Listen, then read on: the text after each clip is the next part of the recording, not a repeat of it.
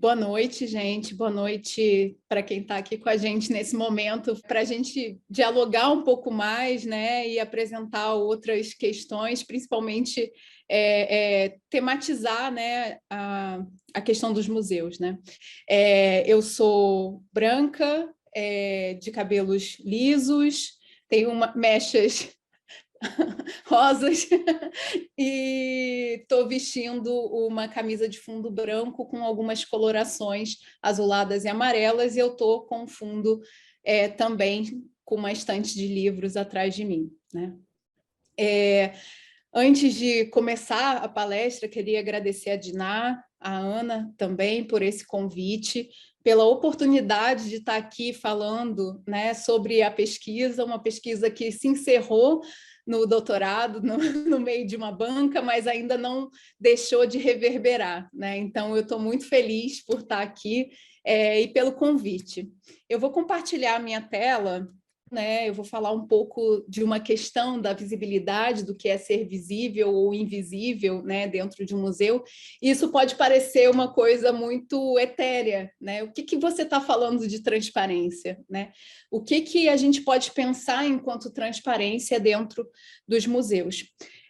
Só para falar um pouco, né, essa pesquisa ela foi feita durante 4 anos de doutorado, né, na área de teoria e história da arte e da arquitetura, em que eu trabalhei justamente, né, esse tema da transparência muito associado ao MASP, muito associado também ao Cavalete de Vidro, que foi também uma museografia feita, né, pela Lina Bobardi em 1968.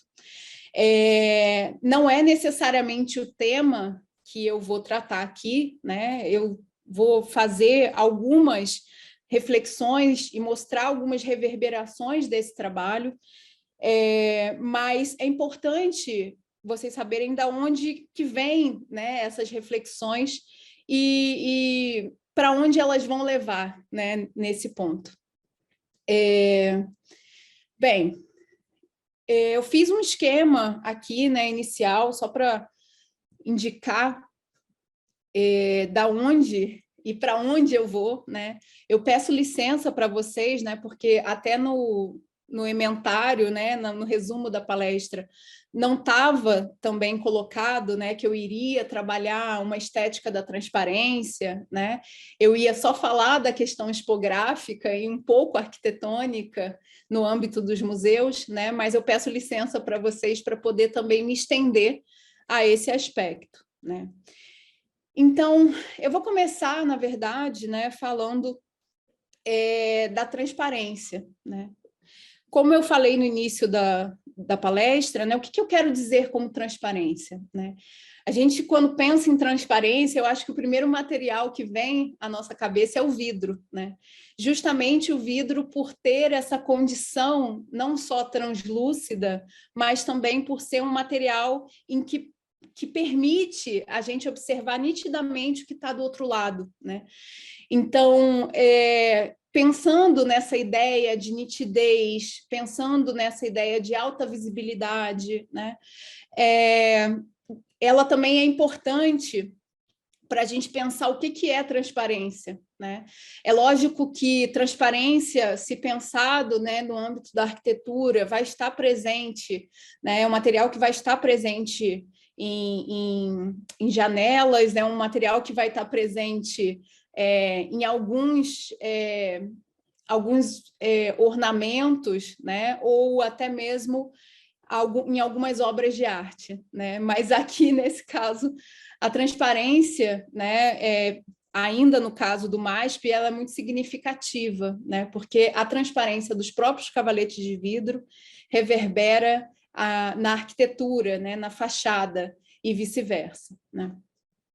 Nesse caso aqui, né, eu estou falando de transparência, né, não só no sentido material, né, como eu falei para vocês, a questão do vidro, né, desse elemento material translúcido, mas eu quero trazer a reflexão também da transparência em outros aspectos, no sentido de pensar a transparência enquanto conceito, não só enquanto conceito arquitetônico, mas também enquanto um conceito presente nas artes visuais, enquanto um conceito presente na teoria de Estado, enquanto um conceito que é utilizado, né, principalmente por teóricos contemporâneos, né, como o Byung-Chul Han, né, que ele tem um livro chamado Sociedade da Transparência, né, ele não só trabalha a transparência nesse livro, mas na sua coletânea como um todo, uma coletânea da editora Vozes, né,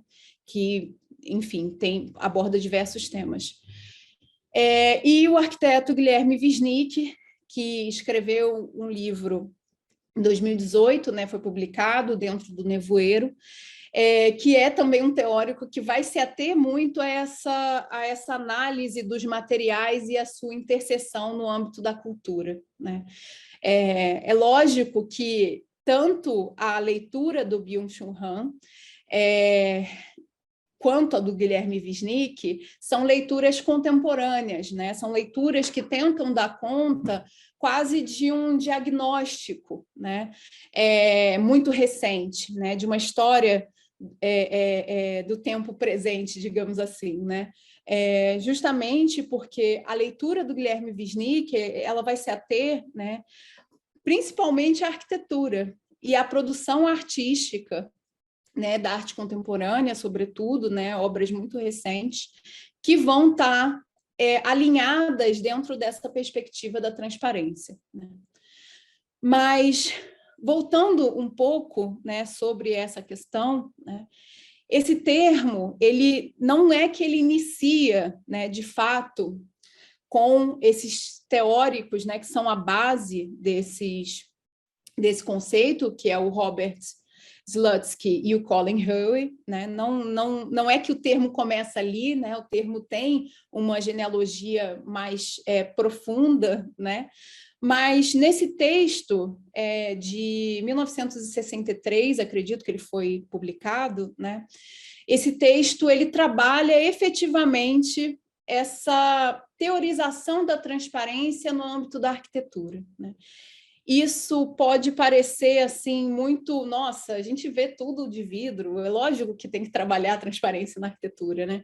Mas isso não é tão óbvio, né? Justamente porque um teórico anterior chamado Georg Kipps, que começou a teorizar a questão da transparência inicialmente nas artes visuais, né? Trabalhando sobretudo com o cubismo, com a colagem, né?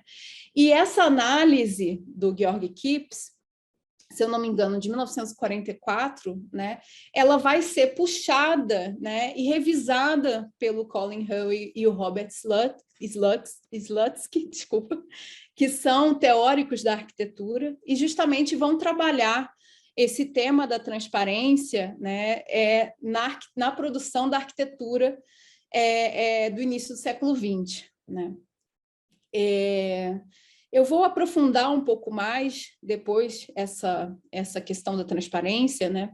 Só para falar também que eu me esqueci, além do Byung-Chul Han e do Guilherme Wisnik, né, que trabalham a transparência, né, que retomam esse conceito de 63, né, tem também o Hal Foster, que vai trabalhar muito, né, dentro dessas duas dimensões que eu vou falar um pouco mais à frente, né, da transparência que o Colin Howe e o Robert Slutsky categorizam enquanto transparência literal e transparência fenomenal ou fenomênica, né?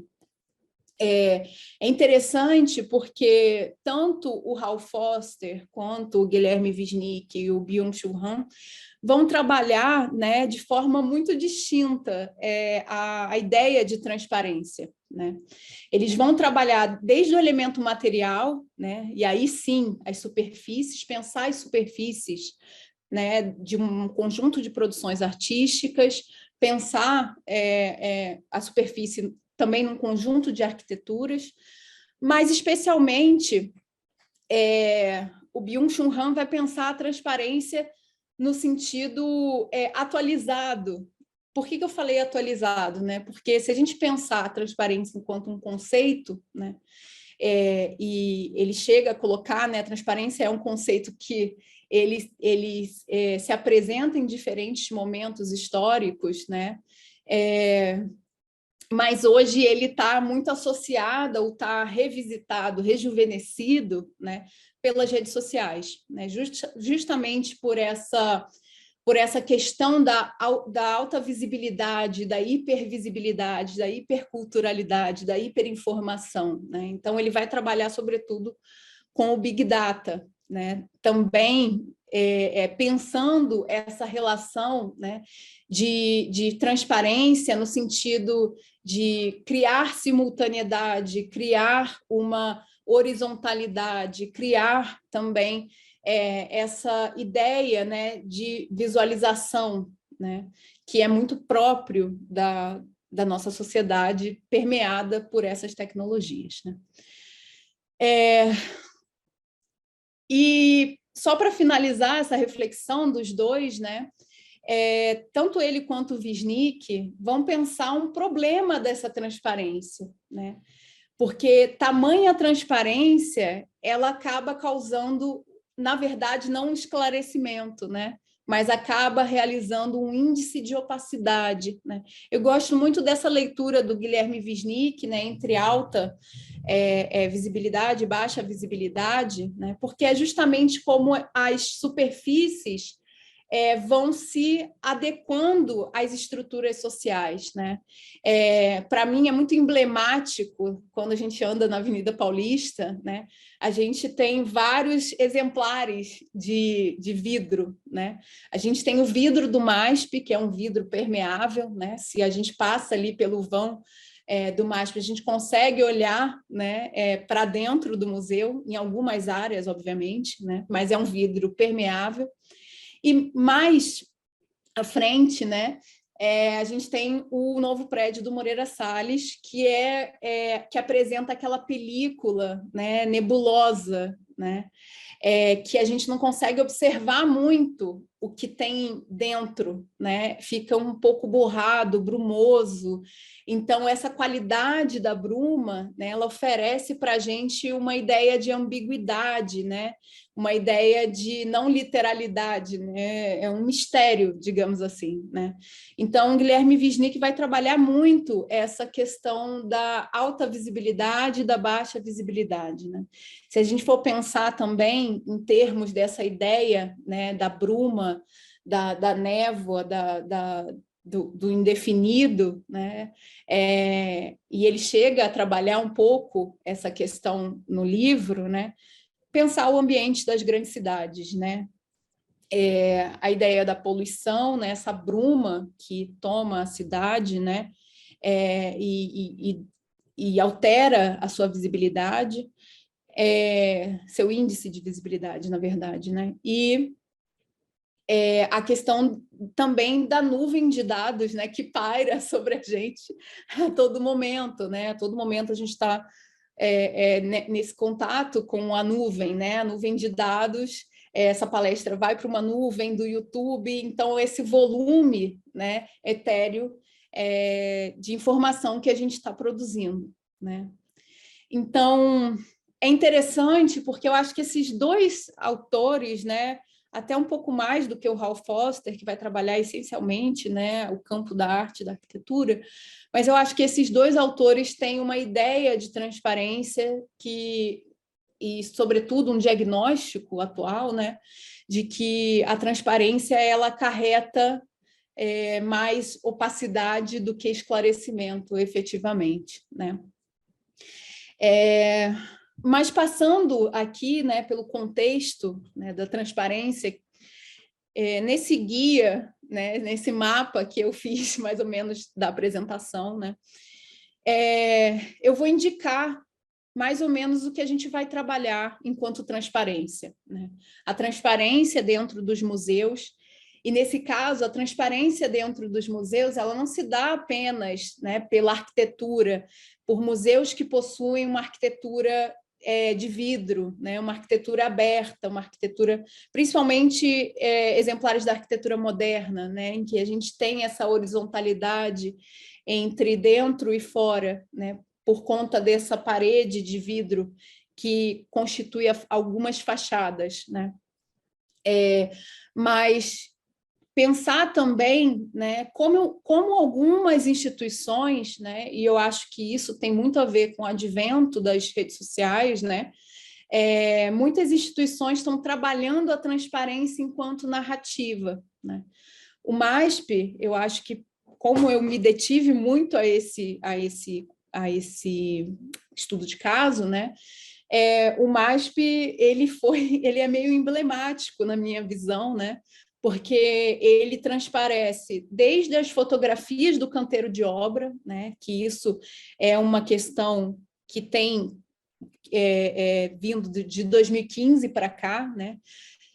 Dentro das redes sociais, mas um estudo mais longo, né, de longa duração, principalmente me atendo à documentação e aos catálogos do MASP, né, eles trabalham muito essa ideia de transparência também associada ao trabalho, né, associada à exibição num catálogo de uma montagem de exposição, de um processo da montagem de exposição, para ser mais exata, né, e especialmente do canteiro de obras, né, da arquiteta Lina Bobardi, que foi autora desse projeto, né, da segunda sede do MASP. Isso é veiculado, né, e foi isso que, de fato, me chamou muita atenção dentro dessa narrativa que se dá a partir desses catálogos, né. Então, é interessante, e eu acho que essas duas fotos elas são emblemáticas. Uma é da instalação dos vidros no canteiro de obras, né, quando eles estavam instalando os vidros da fachada, né? Então, é interessante porque, ao mesmo tempo que há uma figura nítida, né, há um certo borramento, né, desses operários que estão ali atuando, né? E, ao mesmo tempo, traçando uma ideia, né, de continuidade dentro dessa forma de narrar, né?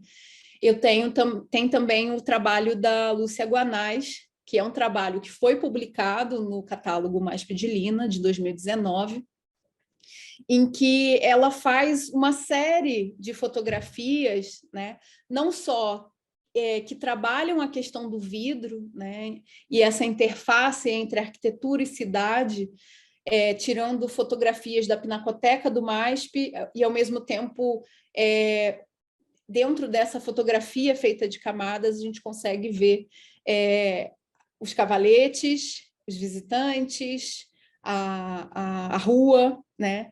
Então, dentro dessas camadas de transparência, e eu acho que isso é bem emblemático também, eu acho que estou falando muito essa palavra hoje, mas eu acho que ela é muito emblemática justamente porque ela vai trabalhar esse conceito que ele é depositado como camadas, né? Além disso, esse segundo ponto, que é a arquitetura, né? Obviamente, se a gente for pensar em arquiteturas modernas, a gente vai pensar em vidro, né? A gente vai pensar dentro dessa relação entre dentro e fora, arquitetura e cidade, né? Nessa vontade de integração, né? Então, a planta livre, né? A arquitetura sobre pilotis, tudo isso, todos esses elementos, né, eles trabalham uma questão da suspensão, da ausência, da transparência, né, e aí a gente consegue já ver um processo de ramificação desse próprio termo, né. A expografia, como eu falei para vocês, a expografia, aliás, só um parênteses, né, o termo expografia e museografia, né, eles trabalham o processo da montagem de exposição, né? Então, de acordo, até mesmo no dicionário, né, que é um livro dos conceitos chaves para museologia, esses termos expografia e museografia estão definidos como um processo, né, a arte da exposição, né? Expografia sendo um conceito, acho, mais novo, né, atualizado, francófono, né? Mas aqui, como eles, dentro do próprio dicionário, né, o termo museografia, esse processo da exposição, né, o fazer da exposição, ele são conceitos próximos, né, museografia e expografia, eu vou utilizar o termo expografia, tá? Só para fazer esse pequeno parênteses na apresentação. Então, a expografia, nesse caso aqui, a gente tem vários casos, né? Casos em que a própria visualidade, né? A própria paisagem de canteiro de obras, ela é trazida para o momento expositivo, né? Concebendo uma expografia, uma arquitetura da exposição, né? Com umas estacas, né? Com uma ferramenta de sustentação que é utilizada, né, de forma efêmera, de forma temporária, e ela é utilizada nessa exposição que a Lina Bobardi desenha, né, da Fundação Miró, em 2019, e todo o tema da exposição, não só por conta do desenho, né, o desenho que chama, né, essa ideia de projeto também, né, de projetar, né, mas toda uma concepção de canteiro de obras que tem a ver também com a atuação da Lina Bobardi, né? Então, é interessante porque há uma apropriação dessa ideia de canteiro de obras, dessa estética do inacabado, da ideia da suspensão, né? Então, trazer o canteiro de obras também é alargar o tempo, né? Tem um inchaço dessa temporalidade, né? O que é canteiro, o que é arquitetura, né? O que é desenho, o que é esboço, o que é projeto, né? Então, todo esse plano de produção da arquitetura, ele de certa forma, trazido enquanto elemento estético, né? E se a gente for pensar aqui, né, no próprio vidro, nessa própria ideia de literalidade, tem uma condição de atravessar, né? Tem como se o vidro viabilizasse com que a gente observasse esses tempos de produção, né, de forma homogênea, né, habitando no mesmo espaço-tempo, né? Então, tem uma ideia de homogeneizar, tem uma ideia de também observar, né? Eu gosto muito dessa imagem, né? Quando a gente pensa em ciência, né? Tem aquela imagem sempre de alguém olhando um microscópio naquela lâmina, né? E aquilo consegue essa ferramenta, né, esse aparelho faz com que a gente consiga ampliar, né, a imagem, né, visualizar, né, permite ampliar, né? Então, eu acho que essas percepções, né, de ampliação, de extensão do tempo, de tensionamento também, né, tornar o tempo, no caso, homogêneo, né? Tornar canteiro de obras e arquitetura próximos, tensionados, né? Equidistantes, né? Além disso, também o caso, né? O próprio caso dos cavaletes de vidro, né? Acabei de falar de lâminas de análise, né? Acho muito interessante porque tem um teórico, não me lembro agora mas ele fala, né, sobre os cavaletes de vidro parecerem lâminas, né, de análise em que a gente consegue observar o quadro de forma ampliada, né? E essa percepção é muito interessante porque eu não sei como é que é a experiência das pessoas, né, mas eu, por exemplo, quando me deparei pela primeira vez com essa imagem da pinacoteca, né, de um mar, né, e camadas de transparência que se repetem ao longo daquela longa sala de exposição, né, eu fiquei um pouco intimidada com essa quantidade, né, com essa sucessão de transparências, e o que eu vou ver primeiro, né? O que eu vou sentar ali no microscópio e olhar com cuidado, né, de forma ampla, né? Nesse ponto, saindo do elemento do próprio cavalete de vidro, que também permite a gente observar não só o quadro, né, principalmente porque é um suporte construído, né, muito voltado para a ideia de pintura, né, a própria ideia de cavalete, coloca essa condição, mas é um suporte que a gente consegue observar tanto a frente quanto o verso, né? E o verso da pintura está muito associado à forma como ela foi feita, de que forma foi preparada essa tela, qual é a natureza desse chassi, né? Se tem alguma inscrição ou não, então a gente consegue observar, né, quase o elemento estrutural, e daí a presença do vidro também descortinando toda essa condição aurática, né, aurática da obra de arte e da pintura ali naquele momento, né? É lógico que a gente não pode também aceitar essa ideia, né? Ah, não, tá, de fato, mostrar o verso das pinturas diminui essa condição desse ambiente, né, sacralizado de um museu, né, digamos assim. Eu acho que isso ainda é uma coisa que tem que ser debatida, né? Mas nessa condição, né, indo para trazendo o debate para o elemento estético também, né, e pensando já nessa condição que o Guilherme Wisnik trouxe, né, em relação a essas superfícies, essas duas obras aqui, né, que estão como demonstrativo, né, a do Olafur Eliasson e a da Verônica Keldorfer, elas são obras que já mostram uma dimensão diferente dessa transparência, né? Então, a gente tem uma superfície que é espelhada, a gente tem uma superfície que tem uma certa presença e não se mimetiza no espaço, né? Como o trabalho da Verônica, que tem uma fotografia impressa sobre vidro, então já traz também uma outra camada de uma poética, né? Fazendo referência a fotografias em negativo de vidro. E a questão, né, da presença da luz aí, né, que também é um outro elemento que a gente pode trabalhar em termos da transparência, né? Mas isso é um debate que ainda vai ser destrinchado ao longo dessa apresentação.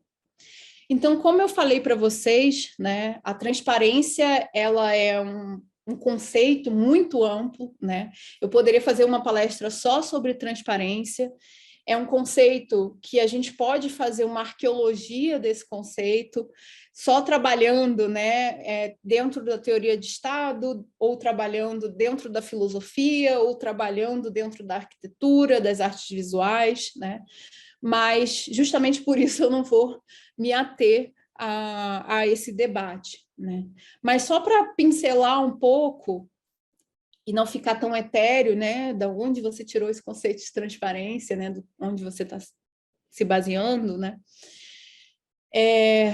O conceito de transparência, ele de certa forma, né? Eu acho que ele fica muito presente, principalmente quando a gente tem uma mudança social, né? Os governos representativos, o ruir, né, do absolutismo, se a gente for pensar que é também uma construção de poder, né, muito pautada no mistério, muito pautada, né, nessa condição de algo velado, né, um poder absoluto, né,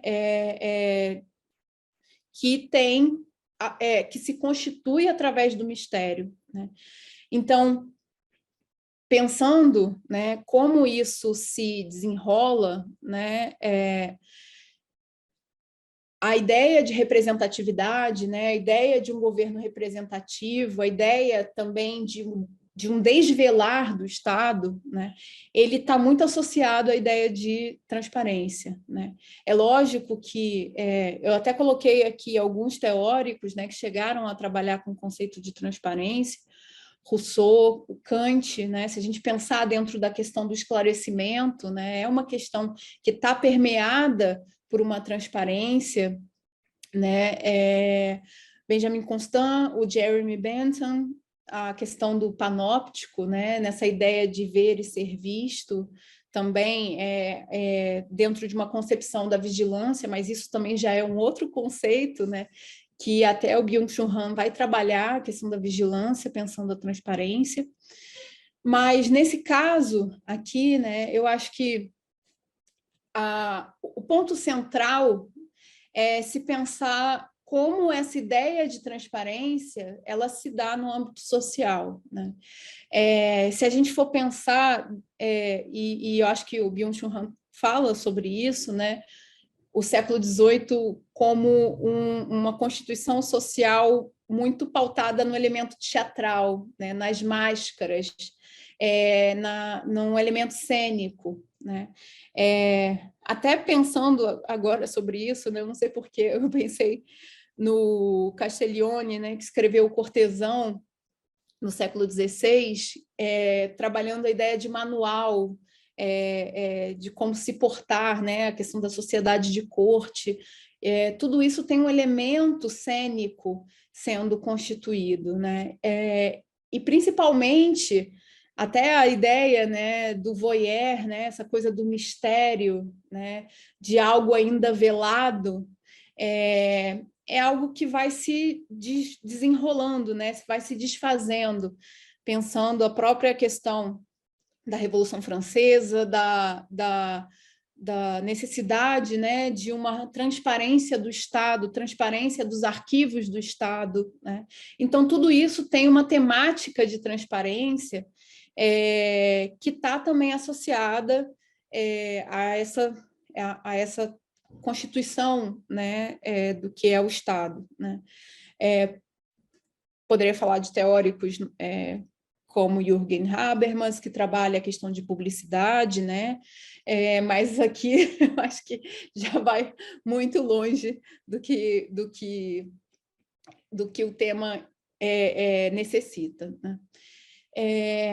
E trazendo mais essa ideia, né, de transparência para a modernidade, né, pensar, sobretudo, teóricos que no início do século XX, né, vão estar pensando a questão de transparência. Então, tem um texto muito conhecido, né, que é o Experiência e Pobreza, do Walter Benjamin, né? Esse teórico que vai, né, falar do vidro, ele fala, obviamente, de vários materiais, né, arquitetura de ferro, e vai também falar sobre esse outro material, né, que está muito presente dentro da arquitetura, também nesse início do século XX, né? É interessante porque no texto Experiência e Pobreza ele vai falar justamente dessa virada, né, da condição de habitar, né?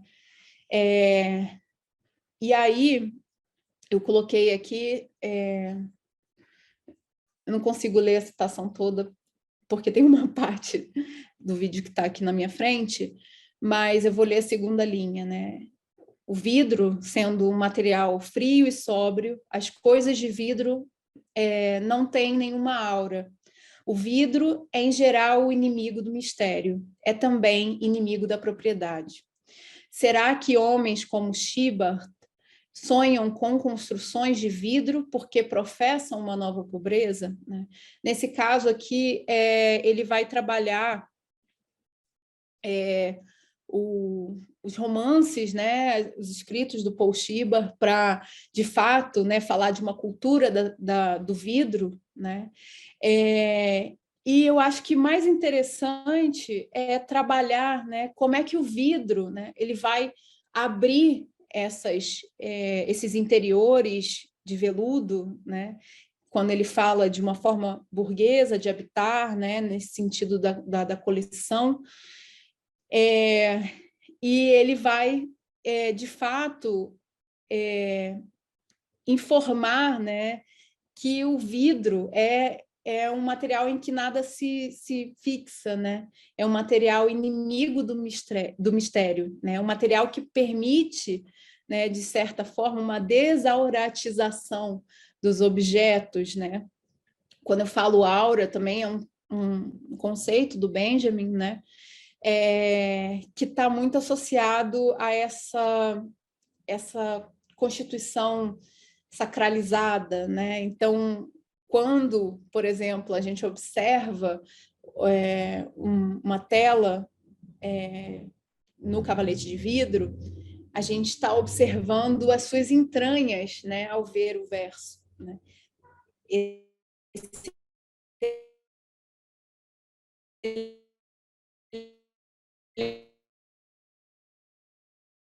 vai desauratizar esse ali, de fato, eliminando qualquer tipo de mistério, né? Trazendo a ideia de verdade, né? E também, por fim, né, e eu coloquei aqui a arquitetura moderna, né, porque, de fato, e me lembro muito de um texto da Lina Bobardi sobre o arquiteto Vila Nova Artigas, né, um texto de 1950, eu acho,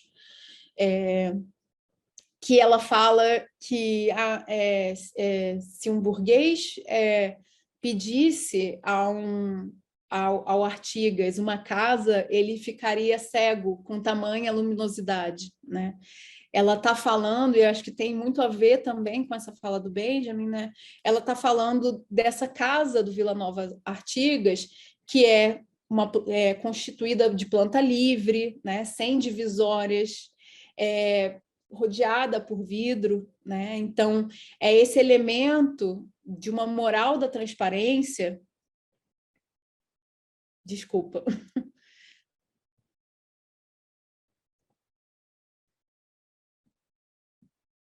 Desculpa, gente. É esse elemento de...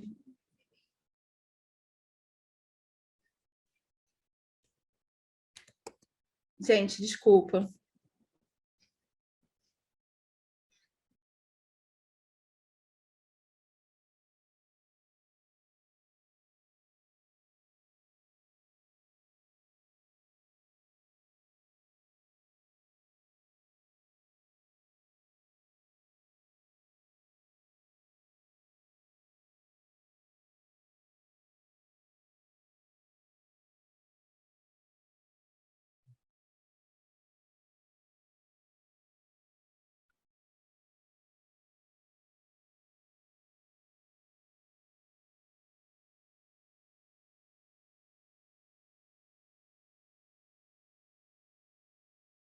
Desculpa, gente, falha técnica.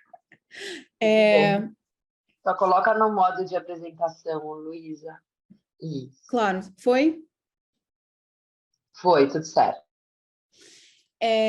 Então, essa arquitetura moderna, né, que institui uma moral da transparência, que não é só uma moral da transparência associada ao próprio material, né, mas também no sentido de uma verdade do material, né? Então, mostrar uma verdade tectônica, né, deixar aquele material sem revestimento, né, todo esse elemento e um debate, né, de base iluminista que se dá dentro dessa moral da transparência, né? A ideia do concreto, né, beton brut, do concreto sem superfície, sem revestimento da superfície. Então, todo esse debate de uma moral da transparência, ele está presente dentro da arquitetura moderna, e por isso eu não acho que seja simplesmente sem significado, né, esse texto da Lina Bobardi sobre as casas do Vila Nova Artigas. Então, como eu tenho falado, né, o conceito de transparência ele é um conceito, de fato, né, construído em muitas camadas, né? Ele é um conceito rejuvenescido por esse debate da tecnologia, da cultura digital, como eu já falei, né? Mas eu trouxe efetivamente esse trabalho da Laura Vinci, né? É um trabalho que foi feito no Museu de Escultura, né? No MUBI, e em que a artista trabalha justamente essa névoa que encobre, né, a edificação e traz esse elemento de brumosidade. Não sei se posso nem falar essa palavra, mas traz esse elemento de ambiguidade, né, para para a arquitetura, né, e para a paisagem. Essa relação, né, desse trabalho também é um trabalho que é analisado pelo Guilherme Wisnik, né, que vai fazer esse diagnóstico de um contemporâneo de que a transparência, a transparência da arquitetura moderna, né, essa transparência do vidro, da literalidade, ela dá lugar a uma nebulosidade, né? Então, vou até ler aqui a parte do Byung-Chul Han. A transparência não tem transcendência. A sociedade da transparência é opaca, não é iluminada por aquela luz que promana de uma fonte transcendente, desculpa. O médium da transparência não é luz, mas uma radiação opaca. Em vez de iluminar, tudo penetra e torna tudo transparente. Então, eu acho que não só o trabalho da Laura Vinci, mas outros trabalhos, o próprio Gerhard Richter, que é um pintor alemão que trabalha muito com esses retratos desfocados, né? Entre outras produções artísticas, que vão, de fato, tá atuando dentro dessa relação entre transparência e opacidade, né? Então, acho que esse trabalho ele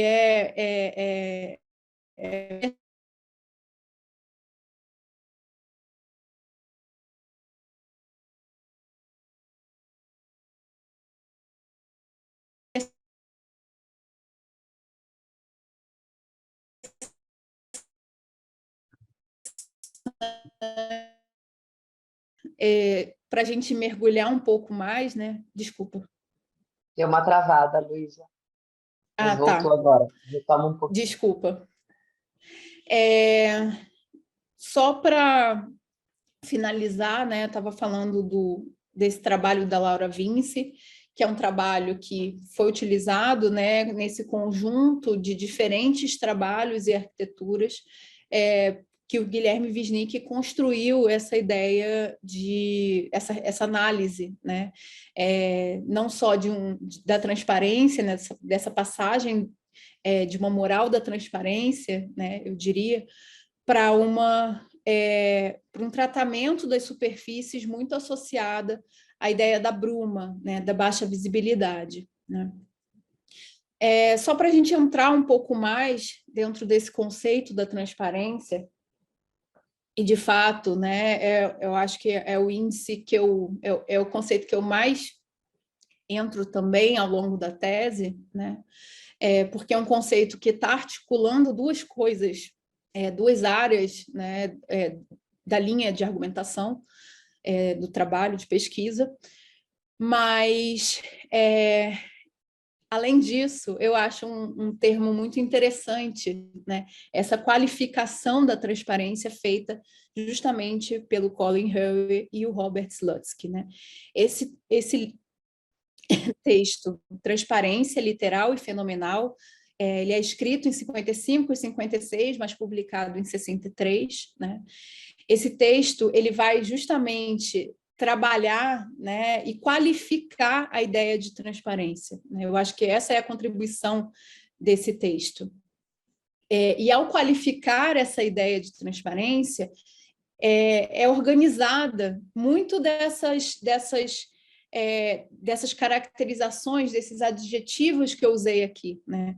Não só pensando a ideia de uma transparência literal, né, associada a uma alta visibilidade, a uma nitidez, né, pensando muito a ideia do vidro, principalmente, né, mas a ideia também de transparência fenomênica, né, ou fenomenal, os dois termos estão corretos, tá?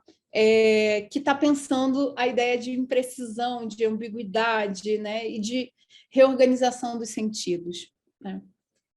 É interessante porque, ao longo do texto, ele faz uma série de comparações, né? Ele utiliza muito esse debate feito pelo Georg Kepps do cubismo, né? Ele vai trabalhar muito a questão da transparência, né? Nesse tratamento da superfície, né?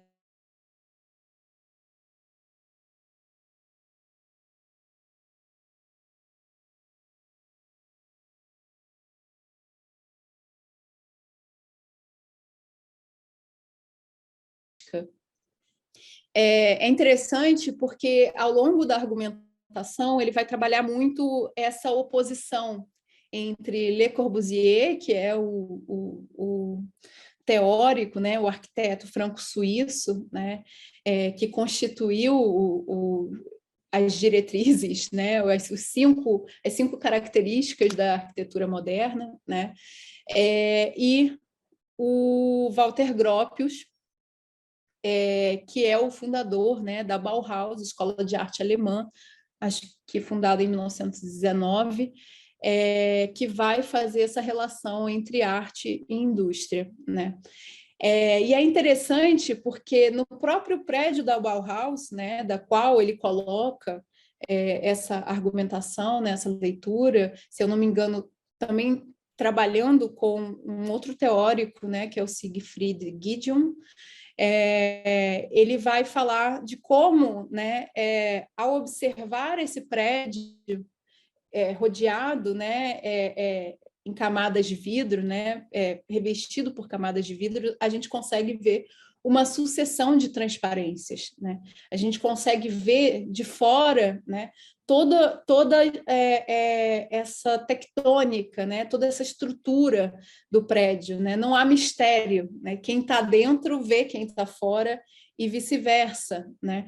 Então essa ideia do Benjamin, né, do vidro, dessa literalidade, né, de ser uma película, né, que o material, aliás, né, que retira qualquer ambiguidade, né, elimina qualquer ambiguidade, qualquer dúvida por conta da sua condição literal, né, por conta da sua condição de verdade, ela é muito interessante, né, que se encaixa perfeitamente dentro dessa concepção, né, dessa arquitetura da Bauhaus, né.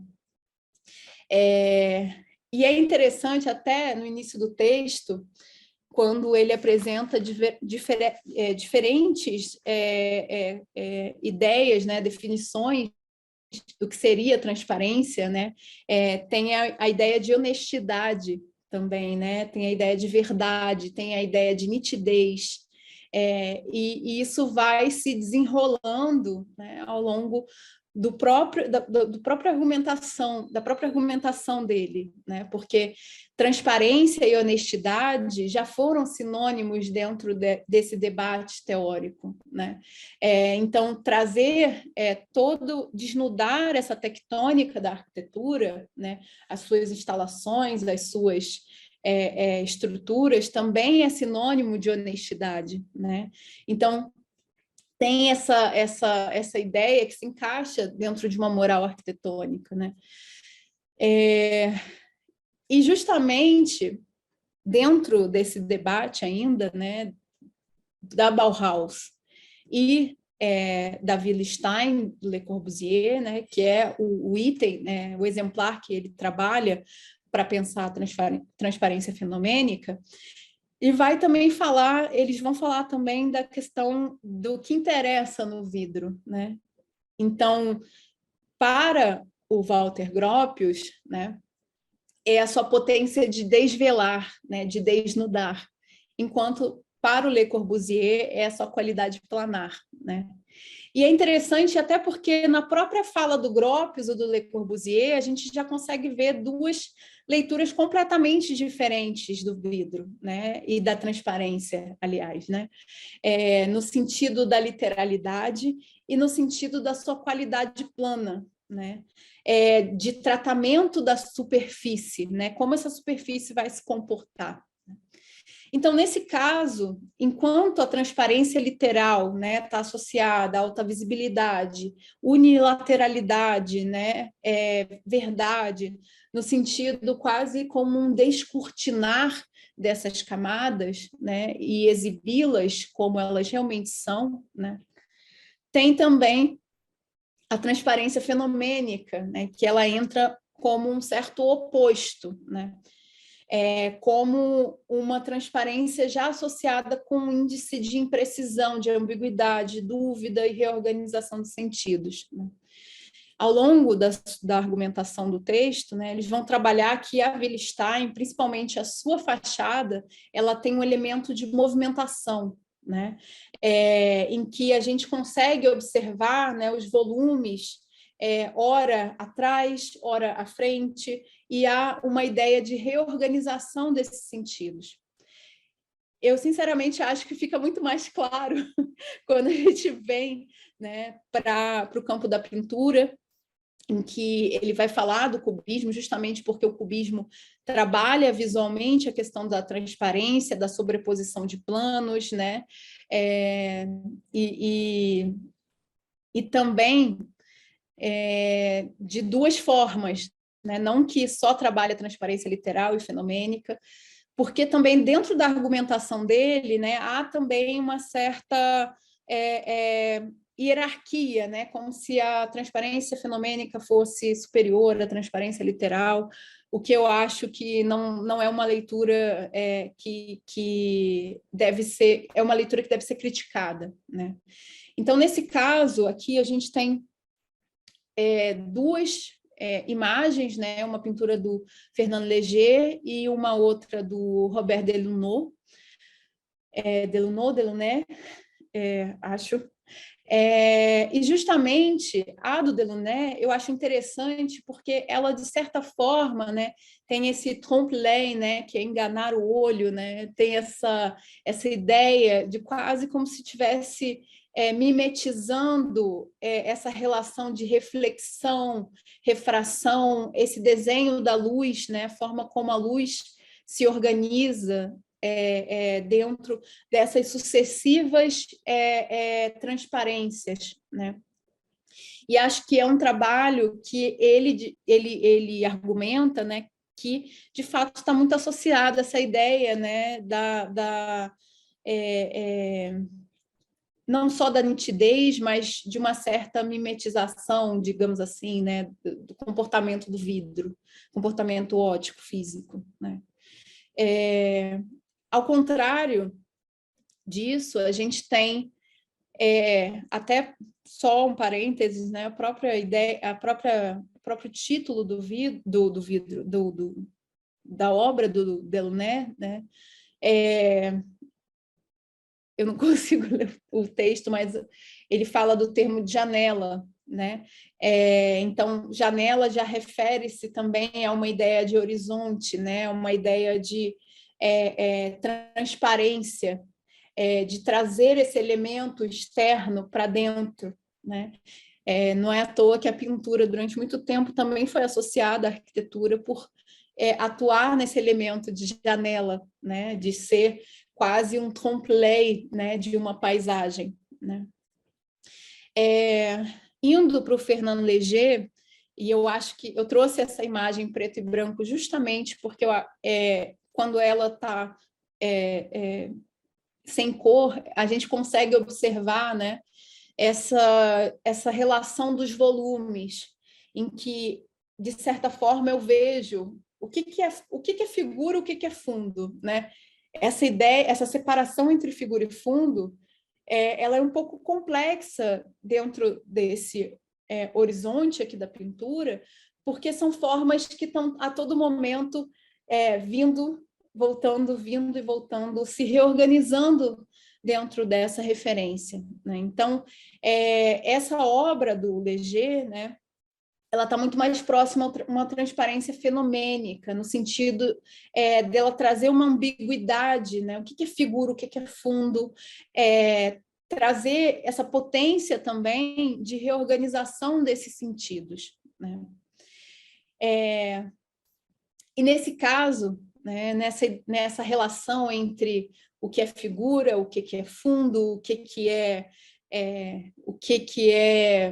ampliação, o que é uma visualidade do todo, né? Eu trouxe como exemplo dessa experimentação da própria ideia, não só da ideia de transparência, né, mas uma ideia de reorganização dessas estruturas figurativas, né? Essa obra do Nigel Henry, essa obra não, essa expografia, né, que foi feita, se chama da exposição Paralelo entre a Vida e a Arte, que foi feita no Instituto de Arte Contemporânea em Londres, Isso já é um processo, né, um desdobramento da ideia de transparência trabalhada no brutalismo, né, trabalhada, sobretudo, quando a gente pensa o brutalismo, é um movimento que, a princípio, né, vem à nossa cabeça enquanto um movimento arquitetônico, mas ele pode ser lido de outras formas, né? Tem um teórico que fez essa leitura, se chama Ben Harmon, que o livro se chama Arte do Brutalismo, em que ele vai justamente trabalhar essas nuances do brutalismo fora dessa referência histórica, que acabou, de certa forma, construindo uma ideia, né, do conceito como o brutalismo associado muito à superfície crua, associado ao próprio concreto, associado a essa ideia de crueza, né, de honestidade também, de mostrar o material como ele é. Né? Se a gente for pensar também, isso está de forma muito expressiva, né, dentro da arquitetura, arquiteturas brutalistas, né, o próprio MASP pode ser um exemplo, se a gente for pensar dentro dessas caixinhas, né, o próprio MASP tem essa referência do concreto, né, e ele exibe esse material, né, de forma desvelada, né, descoberta. Nesse ponto, por que eu estou trazendo todas essas informações? Né? O brutalismo tem uma outra proposta, né? Ele nasce dentro desse contexto pós-guerra, após todos esses movimentos da arquitetura moderna, né? Em que essa ideia de honestidade, em que essa ideia dessa arquitetura digamos assim, racionalizada, né?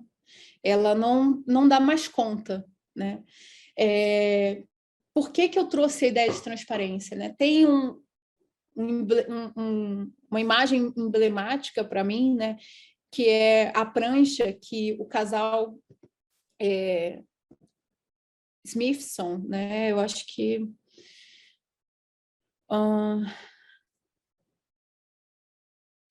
o casal Smithson faz dentro de um dos Ciãs, né, em 1953, e eles vão se apropriar das fotografias feitas, né, do ambiente urbano do Nigel Henderson. Essas fotografias, elas servem como um elemento, né, um guia para justamente repensar a condição do urbanismo, né? Tanto é que se chama reidentificação urbana, né?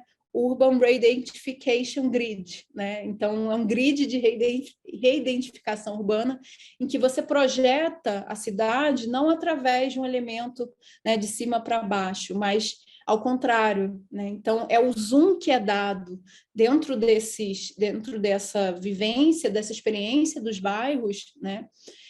Que vão ser a base para esse elemento de projeto, né? E é interessante, não só as fotografias do Nigel Henderson, que vai estar também associado a esse grupo, né, no Instituto de Arte Contemporânea em Londres, né, assim como a Ellison e Peter Smithson, é o casal Smithson, sim, eu esqueci os primeiros nomes, desculpa. Então, eles vão estar ali, né, não só participando dessa manifestação brutalista, né? Até porque o brutalismo é um pouco duvidoso, né? Se ele é um movimento em si, né? Único, mas que estão pensando essa ideia, né? De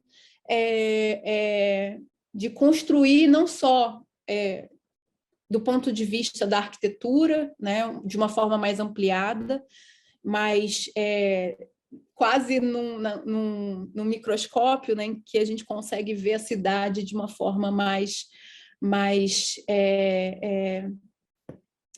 nos seus pormenores, né, do que propriamente dentro daqueles planos urbanos, né, de cima para baixo.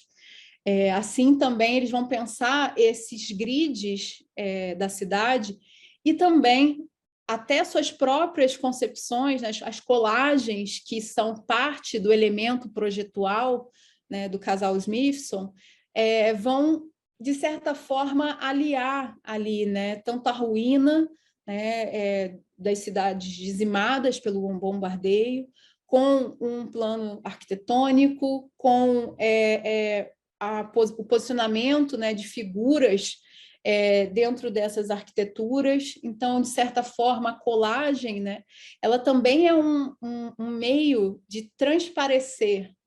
Mas de que forma, né, a colagem transparece? Ela sobrepõe planos. E dessa forma, sobrepõe não só planos, mas elementos díspares, né, no mesmo plano, na mesma superfície, digamos assim, né? Dessa forma, eu acho que essa fotografia do Nigel Henderson, né, porque é muito interessante como o brutalismo ele também vai pensar uma outra leitura dos materiais, né?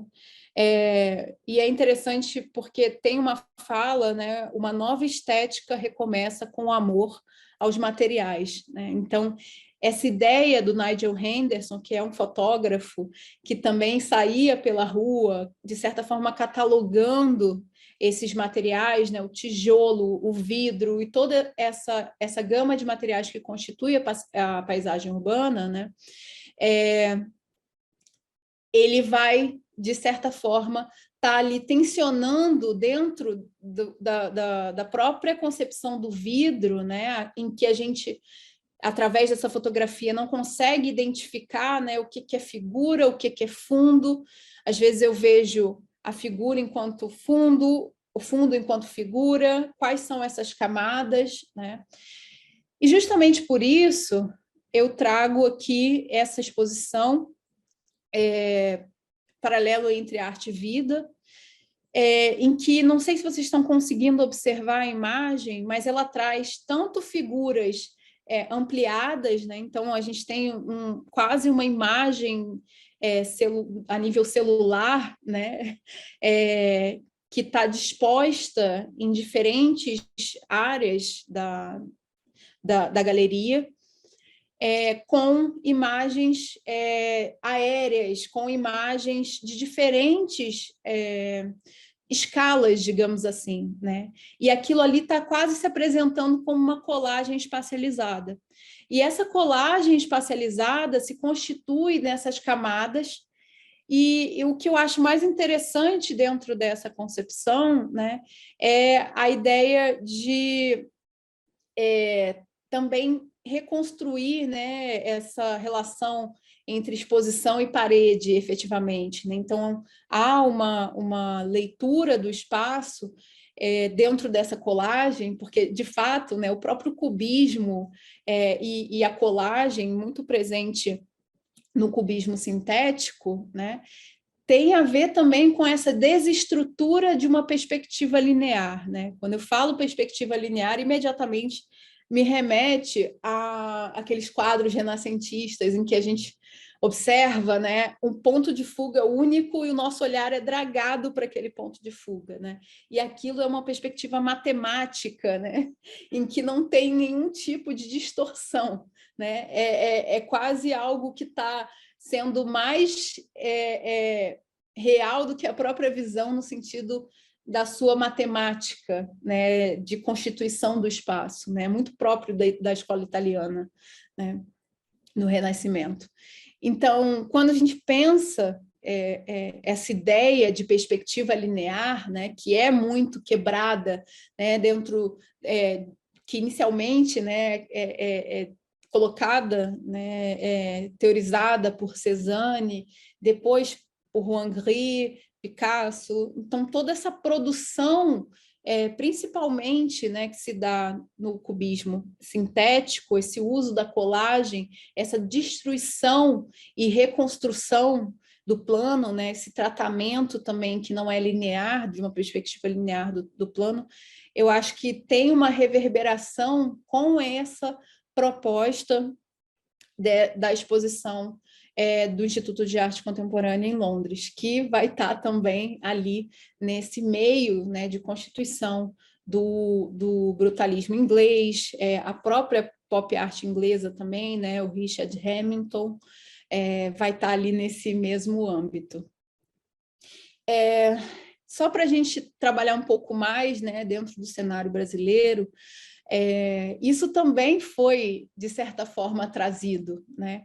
Quando a gente observa as primeiras tipografias do MASP de 1947, né, não é só por uma questão do MASP ter iniciado num lugar muito pequeno, né, num dos andares do Diário dos Associados, né, acho que na Rua 7 de Abril, mas também por essa ideia de uma museografia tubular, né, ela está dada ali, né?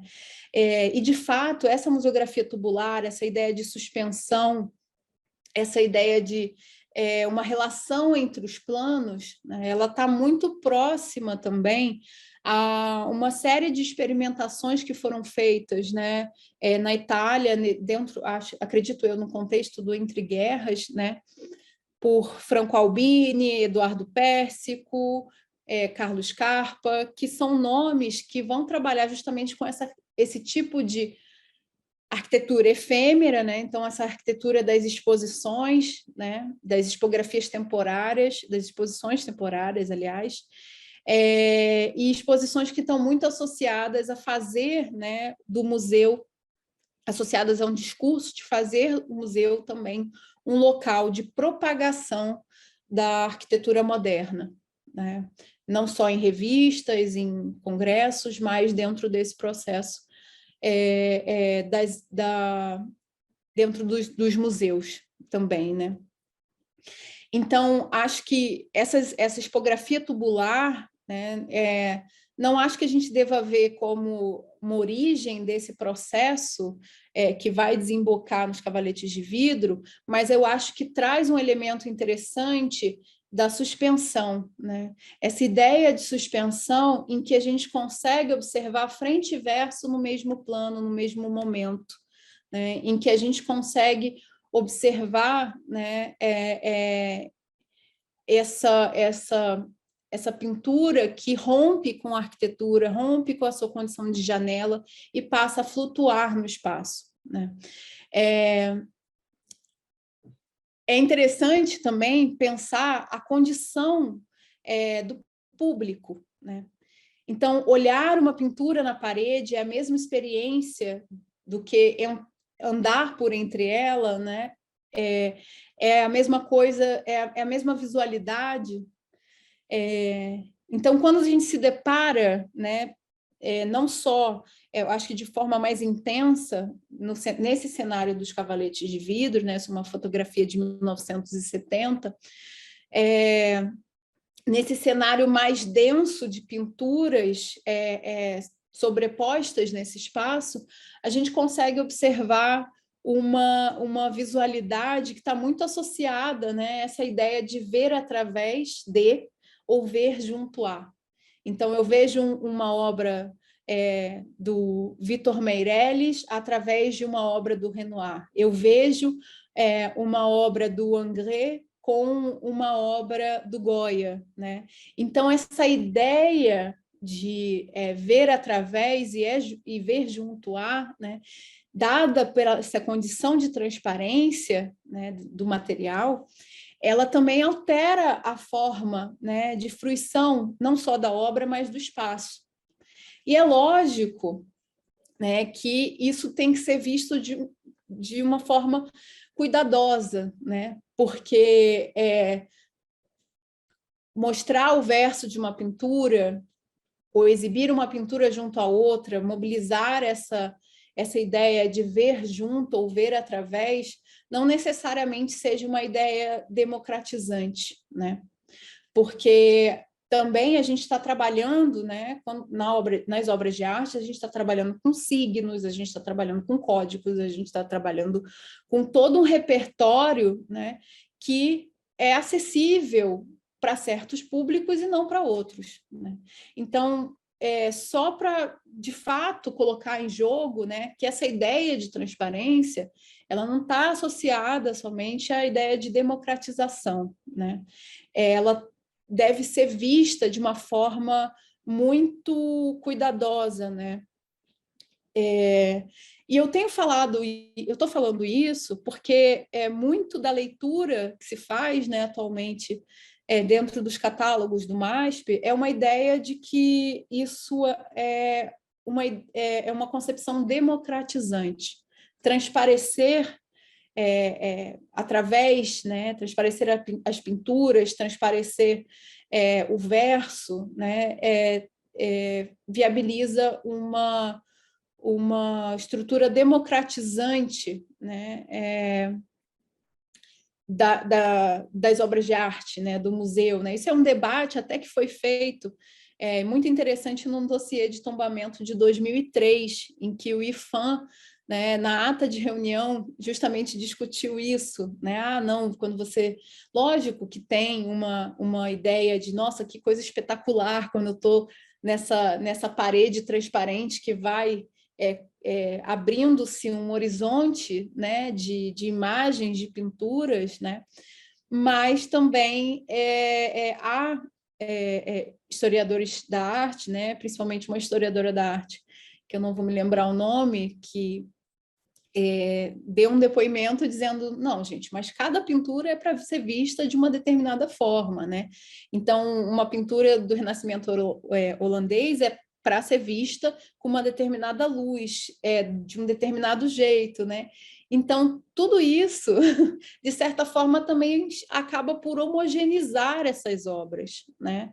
Então, a gente não consegue observar certas camadas, né, entre elas, dentro dessa exibição museográfica, né? Mas isso também é um debate para outro momento, né?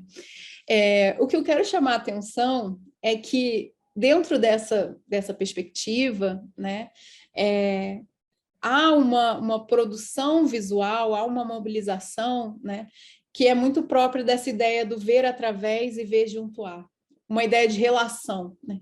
Hoje em dia, lógico, o MASP já faz uma certa rotatividade dessas exposições, né, colocando obras de arte contemporânea, mas antigamente, né, se eu posso falar essa palavra, antes dos cavaletes serem desmontados em 1996, definitivamente desmontados, né, e o MASP começar a subir, né, as paredes na Pinacoteca,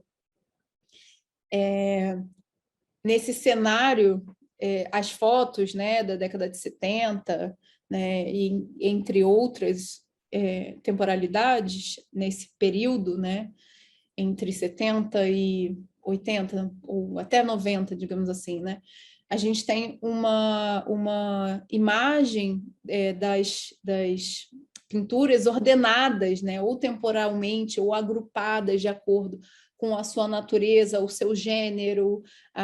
Então, eu tenho um gênero retratístico que está agrupado, eu tenho um gênero de pintura, de paisagem que está agrupado. Então, ou até mesmo dentro de referências geográficas, né, ou estilísticas, enfim. Então, isso permite que a gente observe também o elemento, né, junto a outro, em referência a outro, né? Lógico que muda a nossa percepção sobre aquela obra, né? E como eu trouxe essa citação, né, porque eu acho que se encaixa muito dentro dessa referência dos cavaletes, né? A transparência, entretanto, implica mais do que uma característica ótica, implica uma ordem espacial mais abrangente. Transparência significa uma percepção simultânea de diferentes localizações espaciais. O espaço não só recua, mas flutua numa contínua atividade. A posição das figuras transparentes tem significado indefinido, quando se passa a ver cada figura, ora como mais próxima, ora como mais afastada. Se isso, né, é o que a gente tinha colocado, né, nas pranchas anteriores, principalmente na obra do Fernando Léger, né, dentro dessa relação de figura e fundo, que é uma relação intermitente, né, uma operação contínua, No MASP a gente tem isso, né? Nos cavaletes a gente tem isso, né? Observa, assim, a possibilidade de observar uma obra que está lá atrás, mais à frente e vice-versa, né? Então, nesse caso aqui, né, eu acho interessante porque ele fala de não só da simultaneidade, mas também dessa relação do que está próximo e que está distante. Se a gente for pensar, né, é um tipo de ideia, lógico que a transparência, nesses termos, né, do Rowe e do Slutsky, ela não dá conta de explicar esse tipo de fruição que os cavaletes propõem, né? Eu prefiro muito mais um debate que é feito até por um outro teórico, que é o Jonathan Crary, em que ele vai efetivamente trabalhar a percepção e a questão do olho, efetivamente, né? Em todas as suas camadas, e vai trazer uma referência que eu achei bem interessante, que é do Wilhelm Wundt, Wundt ou Wundt, acho que isso, que é um teórico, né, na área da psicologia, né, que vai elencar essa ideia de Blickpunkt, que é um olhar direcionado, né, para um ponto, digamos assim, e Blickfeld, que é um olhar do campo, né?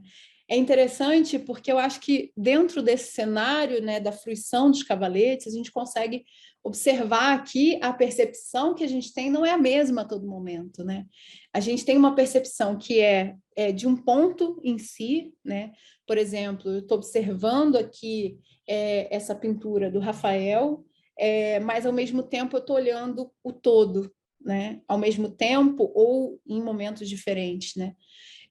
Até porque essa ideia de transparência literal e fenomênica, né? Quando se trata dessa expografia, eu acho que elas não são dissonantes, né? Mas eu acho que elas também se interpenetram nesses processos. Então, pensar também, quando a gente está observando essas obras, elas estão paradas, mas o corpo está se movimentando, né? Então, a própria ideia de transparência que esses teóricos trabalharam em 63, né? Ela é incipiente para pensar a questão espacial, né? E o próprio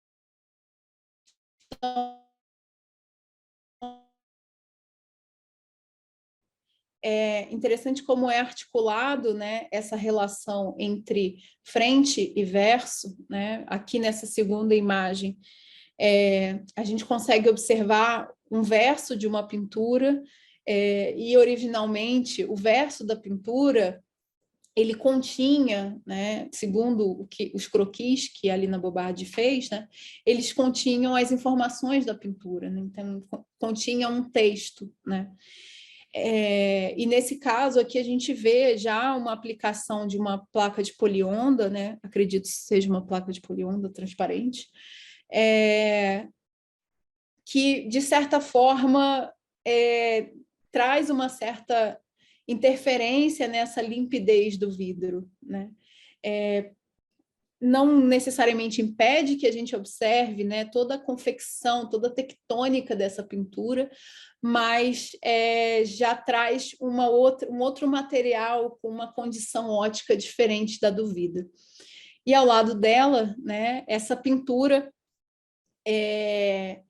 em que, de certa forma, tem uma proposta também, né, de equiparar, né, de tornar simultâneo frente e verso.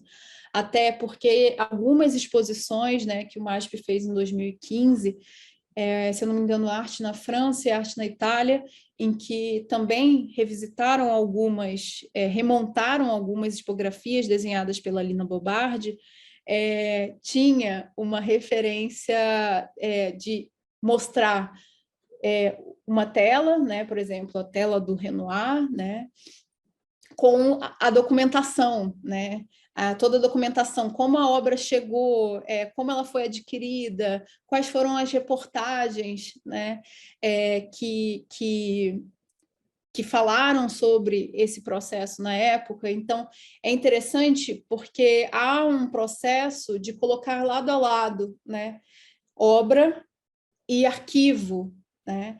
Então, algo que ficaria na ordem dos bastidores passa a vigorar, né, na frente, junto à obra, né? A ter um caráter de importância, né?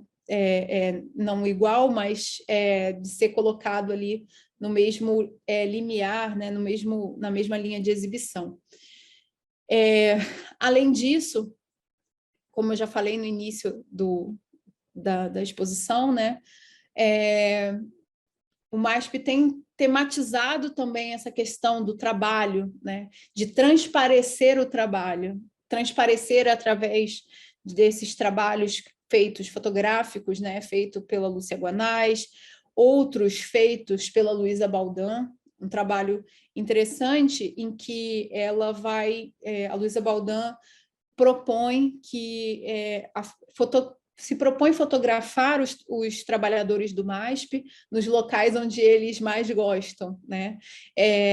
E, de certa forma, ali, né, ao realizar essa fotografia, ela faz quase como uma história em migalhas, né? Feita a partir dos seus trabalhadores, a fim de construir uma memória institucional, né? Uma outra leitura para uma memória institucional. E eu acho que nesse ponto é muito interessante esses processos de montagem, né? Não estou falando só do MASP, acho que muitas outras instituições têm feito esse exercício de exibir seu processo de montagem de exposições, mostrar, né, as dinâmicas cotidianas, mostrar trabalhadores, enfim, como uma certa forma de também, eu acho que não está desvinculado disso, né? Mas trabalhar esse debate decolonial, né? Uma ideia de que transparecer essas instituições e o seu funcionamento traz um referencial também democratizante, né? Então, tem essa leitura entre transparência e democracia, entre transparência e decolonialidade nesse caso, né? Nesse ponto, trago também as imagens do canteiro de obra, né? Essas imagens do canteiro de obra do MASP, elas têm explodido, né? Elas têm aparecido em várias referências, tanto nas redes sociais da instituição, quanto em catálogos. Essa é uma foto do Peter Shire, tá? Que também é um fotógrafo que trabalhou muito as construções de Brasília, trabalhou muito a questão do vidro dentro desse ambiente arquitetônico moderno, né? Mas que aqui ele está, de certa forma, documentando esse processo da construção. Eu me lembro, há anos atrás, que na própria estação do Trianon, né, a estação do Trianon MASP tinha uma imagem na saída do metrô, assim, ainda lá no subterrâneo, na saída do metrô tinha uma imagem da Lina Bobardi no canteiro de obras. E está lá embaixo, Estação Trianon MASP, né? Eu achei aquilo tão interessante, porque está ali saindo do metrô Trianon, e aí se deparar com essa camada, né, inferior, né, do canteiro de obras. Então, isso traz, né, essa referência, essa leitura do canteiro de obras como um elemento que está tensionado à própria arquitetura, né, como se estivesse tensionando o antes e o depois. Fora isso, achei muito interessante também ao longo desses processos, né, de pesquisa dos catálogos do MASP, todos escritos pelo Pietro Maria Bardi, né, a maioria deles, né, escritos pelo Pietro Maria Bardi, Essas imagens, né? Pietro Maria Bardi também, museólogo, curador, marchand, né? Muito conhecido dentro do ambiente paulista, ele e marido da Lina, né? Companheiro da Lina, e diretor do MASP, né?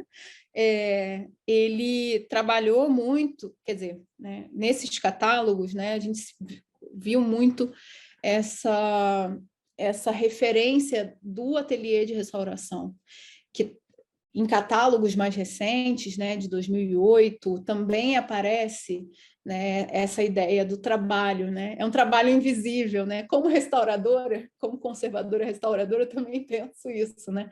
É um trabalho invisível, né? Que você está ali fazendo uma ação sobre uma materialidade, mas aquele trabalho ele vai ficar invisibilizado no processo de exposição, né? Então é interessante como essa ideia do trabalho, né, de transparecer, ela está sendo também trabalhada ao colocar, né, essas imagens, ao veicular, né, essas imagens num catálogo de museu, veicular imagens de trabalho, né? Então isso é muito interessante pensar esse aspecto, né? Porque normalmente um catálogo ele é quase uma forma liliputiana, né? Uma forma de bolso de uma exposição, né? Que vai circulando para além daquele espaço institucional, né? E nesse caso, eu acho muito interessante, né, esse outro estudo de caso da Fundação Bienal, né, em que é feita um registro de montagem, né, ou seja, dentro da 26ª Bienal de São Paulo, de 2004, há uma publicação em que registra-se uma série de processos de montagem das instalações, né? Então, de certa forma, traz esse elemento do trabalho para dentro de algo como o catálogo, né? O catálogo de uma exposição, né? É algo muito, digamos assim, né? Muito nobre, né? Muito veiculado a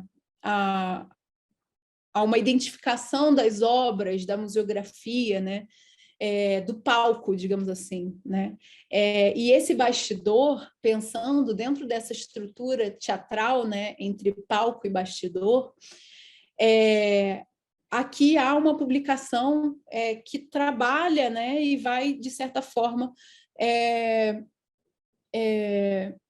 registrar isso. É lógico que eu acho que a gente tem que pensar sempre criticamente dentro desses processos, né? Por que é o registro, quem está fazendo o registro, né? De que forma esses trabalhadores estão sendo registrados, né? Eu acho que tudo isso cai, né, dentro desse olhar mais crítico dessas imagens, né? Mas é lógico que essa publicação ela não é a única, né? Se a gente for observar os registros históricos do arquivo da Fundação Bienal, a gente vai observar justamente isso, né? Essa documentação do processo de trabalho, né? Do que está atrás da exposição, né? Do bastidor, né? Então, dentro desse ponto, eu acho super interessante esse caso, né? Da Fundação Bienal também, trazer e tematizar essa estética do canteiro de obras, né? Transparecer esse canteiro de obras, que é o canteiro de obras próprios das artes visuais, digamos assim, né? Da museografia, né? Uma outra questão também, né? Acho um estudo de caso muito interessante, né?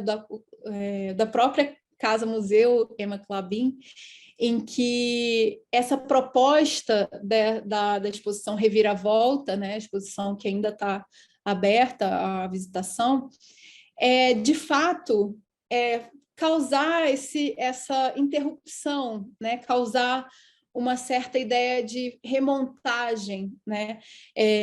O que é, né, essa exposição?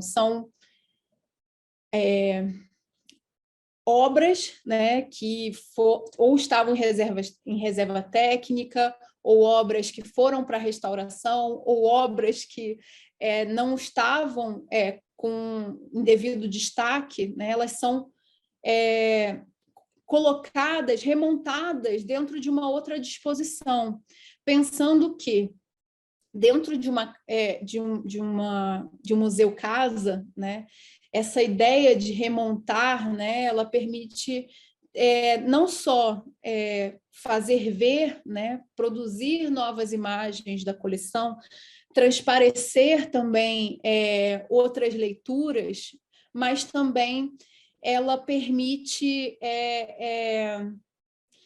fazer, né, quase uma sobreposição. Então, enquanto algumas áreas da casa, né, a gente tem a manutenção de como a casa efetivamente era, né, com a Emma Clabin, outras áreas são mudadas, né, logicamente na sua devida proporção, mas, por exemplo, esse quadro da Tarsila do Amaral, né, ele foi colocado numa posição de destaque, né, e tinham obras que nem estavam emolduradas ainda e passaram dessa coxia, que é reserva técnica, para a exposição, né, dentro desse processo de aproximação desses dois pontos, né, reserva técnica e exposição, né. Então, ao fazer essa reviravolta, né, permitir também uma outra leitura sobre o próprio acervo, né, da instituição. Eu achei bem interessante, né, na apresentação dessa exposição, em que se fala, né, obras importantes que nunca chegaram a ser emolduradas serão expostas e outras que estavam dispostas em locais de pouca visibilidade ganharão destaque na casa.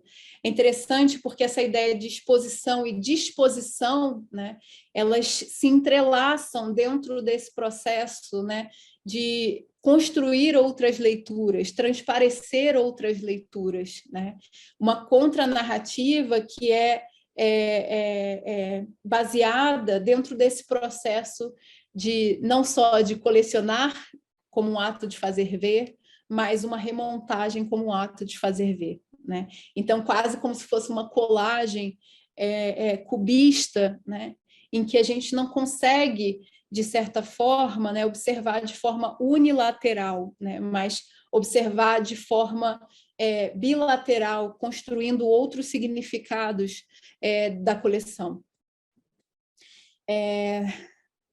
Já caminhando, né, para um processo da leitura estética, né, e, de fato, para essa terceira parte da exposição de hoje, né, que não estava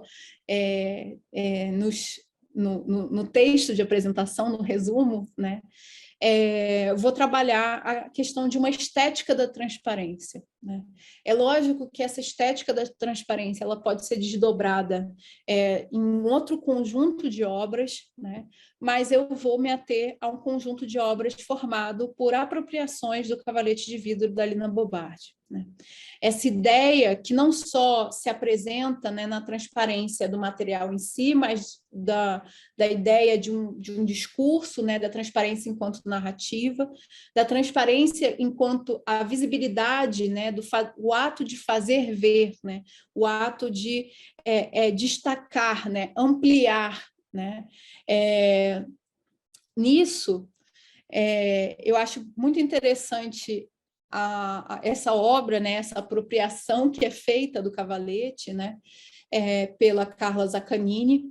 Ela traz, dentro dessa montagem feita para essa exposição Histórias Feministas de 2019, essa montagem em que a gente consegue observar essa ideia de sobreposição, né? E também, por conta dessa ideia de sobreposição, feita com um material, né, idêntico ao outro e da mesma coloração, fica uma percepção muito que eu falei, né, no início da colagem, né? A gente não sabe o que é figura e fundo, né? Então, dá uma percepção não só de uma transparência fenomênica, né, no sentido visual dessa obra, mas também de um acúmulo e de um transparecer de algo que está, de certa forma, eclipsado, né? Essa obra nada mais é do que uma série de... não uma coletânea, mas é uma obra baseada na pesquisa que a Carla Zaccagnini fez de sufragistas que atacavam, né, que, em forma de protesto, atacavam quadros em que, obviamente, o corpo feminino está representado de forma passiva, né? Então, o quadro do Ingres foi um quadro não só dele, né, mas outros quadros foram rasgados, né? E, de certa forma, a Carla Zaccagnini trabalha essa leitura, né? Através de um áudio-guia, né? Cada um, acho que dá para ver pelo Zoom, né? Cada uma dessas obras tem um número, né? Então, é interessante a ideia de um entreposto tecnológico para viabilizar a leitura, né?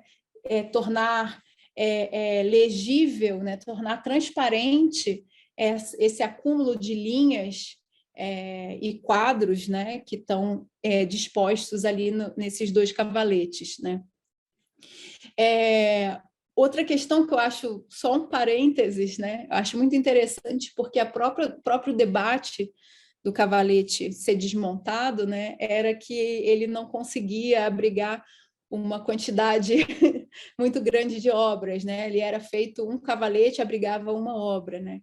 E é interessante observar agora, né, dentro desse código do próprio cavalete, observar essa imagem, né, do trabalho da Carla Zaccagnini, essa sobreposição de várias obras, né, que não estão efetivamente ali, né, dentro dessa transparência, mas estão acumuladas, né, e de certa forma marcadas, né, tem a sua presença marcada por esse não um grid, mas por essa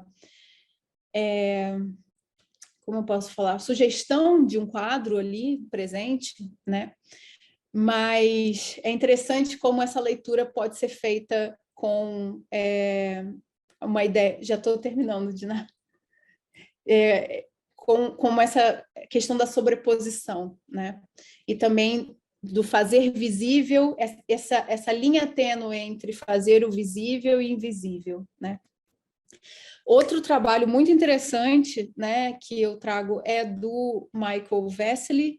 Ele vai fazer uma fotografia de longa exposição, essa especificamente feita da arquitetura, né, da construção do prédio do Moreira Salles, em São Paulo. Foi uma câmera adaptada, né, em longa exposição, para que ela pudesse captar toda essas camadas, né, da mesma forma no cavalete, em que ele foi registrando esse processo, né, de sobreposição de camadas, transparecendo e tornando único, né, tornando adensado, né, numa mesma superfície. E para finalizar,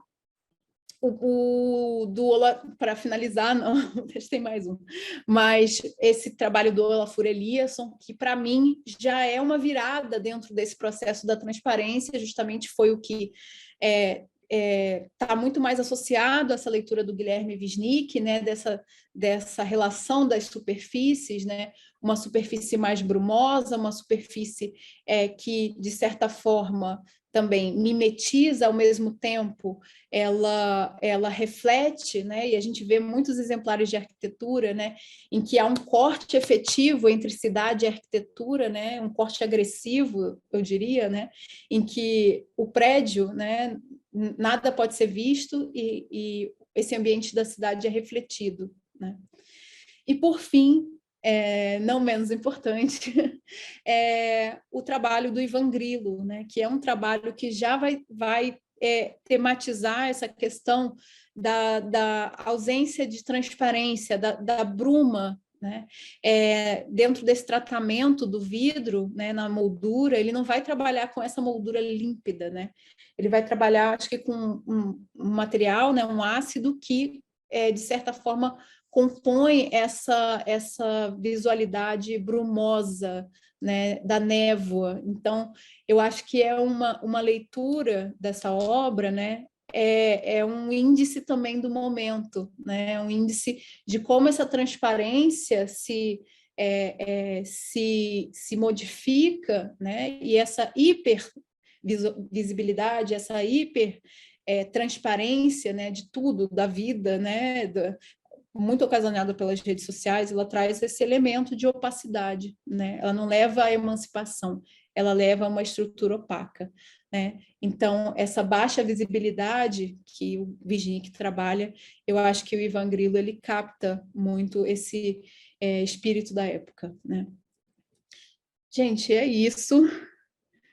Muito obrigada por vocês me ouvirem até esse exato momento. Eu sei que foi muito longo. Diná? Oi, Luísa, obrigada. Pessoal, a gente tem um pouquinho de tempo ainda, se alguém quiser fazer alguma pergunta. Estamos aqui, temos os minutos finais, foi muito rico o conteúdo, mas a gente já está pertinho do fim. Então, se alguém quiser fazer alguma pergunta, a gente pode escrever aqui no chat ou pedir, e eu abro o microfone. Selma, só para agradecer. Renato agradece também.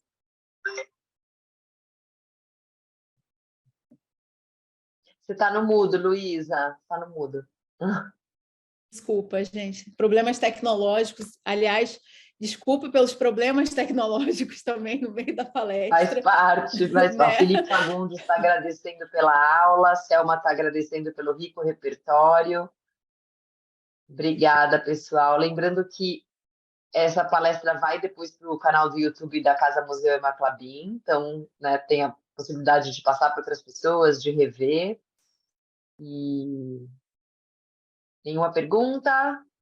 Última chance. Obrigada pela partilha, Ive.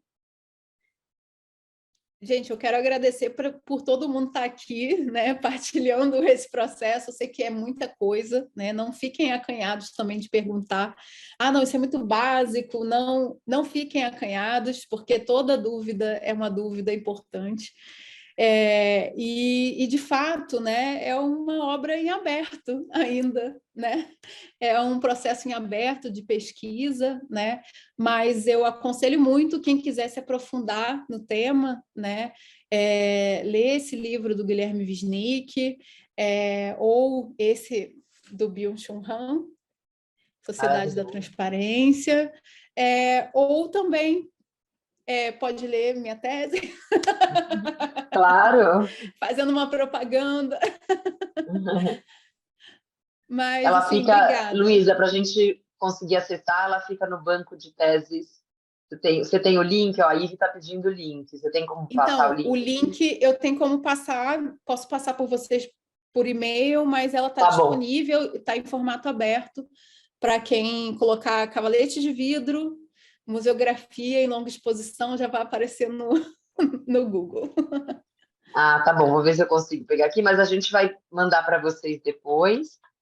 Ó, vou pôr aqui, cavalete de vidro.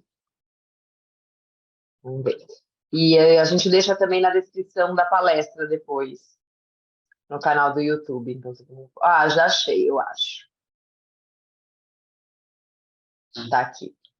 Você confere aqui, Luísa, se é essa. Estou colocando no chat.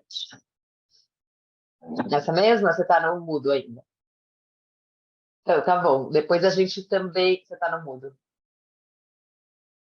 Desculpa, gente, obrigada. É isso mesmo. Perfeito. Vocês têm acesso à tese aqui. Eduardo está agradecendo, achou incrível a palestra. Então a gente vai. Obrigada aí, está Obrigada, agradecendo, Dudu. imagina. Luísa, muito obrigada pela sua partilha, por estar com a gente essa noite. Parabéns pela tese, a Selma está dizendo. Boa noite a todos. Agradecer a presença de todas e todos. Eu deixei aqui o link para quem quiser o certificado e também para acompanharem a nossa programação. A gente vai ter o lançamento dos cadernos presencialmente aqui em São Paulo, no dia 10 de dezembro, às 5 da tarde, e acompanhe nas redes sociais e o site da Casa Museu Ema Klabin, vocês ficam a par de todas as nossas ações presenciais e online. Luísa, obrigada por ter fechado o nosso ciclo de 2022 de palestras Obrigada a online. vocês. Eu também queria te agradecer muito, Luísa. Foi excelente a sua palestra, excelente. Muito obrigada. Então é isso, pessoal. Boa noite. Quando a palestra for para o YouTube, a gente avisa vocês por e-mail e esperamos encontrá-los numa próxima oportunidade em 2023, com certeza, e presencialmente na Casa Museu Ema Klabin. Obrigada, boa noite.